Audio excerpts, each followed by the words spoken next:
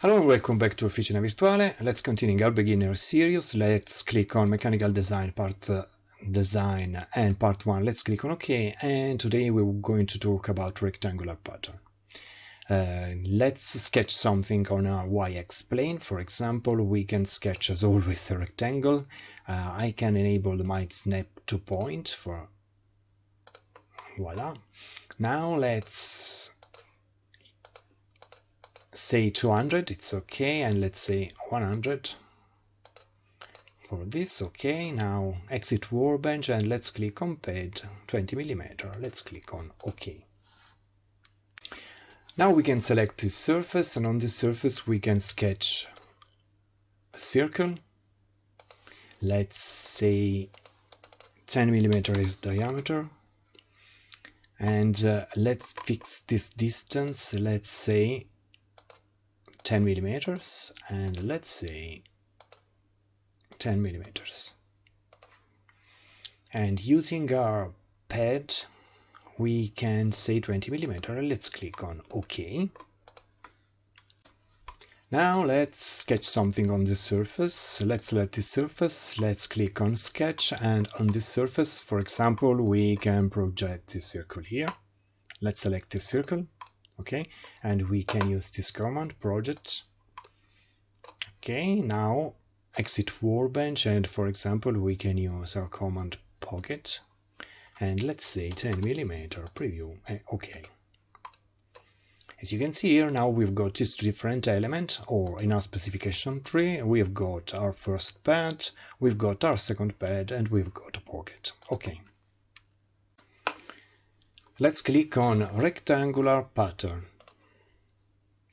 The most important thing that we need to check is this object pattern. As you can see here, automatically our Catia said that we want to reproduce our current solid, and that means our pad 1, our pad 2, and our pocket. But we want to increase the number of our pad 2, for example. So in object current solid, let's click on pad 2. Okay, that means that we want to use our rectangular pattern only for our pad 2. As you can see, we've got different options, instances and spacing. This is the most useful options that we've got here, but as you can see, we've got different options. For example, we can select instances and length, spacing and length, and instances and unequal spacing. Let's click on instances and spacing, and let's say we want 10 different elements with 20mm spacing. Now we need to select the direction to reproduce this element. As you can see, we can select this, for example, this surface, or we can select this plane, let's say this, and we can reverse the direction, or we can select this line, or we can select this line. So let's select this line here with reverse, and let's click on preview. As you can see here, we've got 10 different elements, and with 20mm, as you can see here, as spacing. We can specify second direction.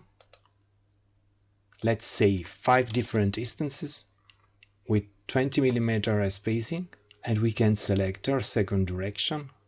For example, let's select this as our second direction, and we can change the orientation. We can click on this arrow here, or we can change with reverse here.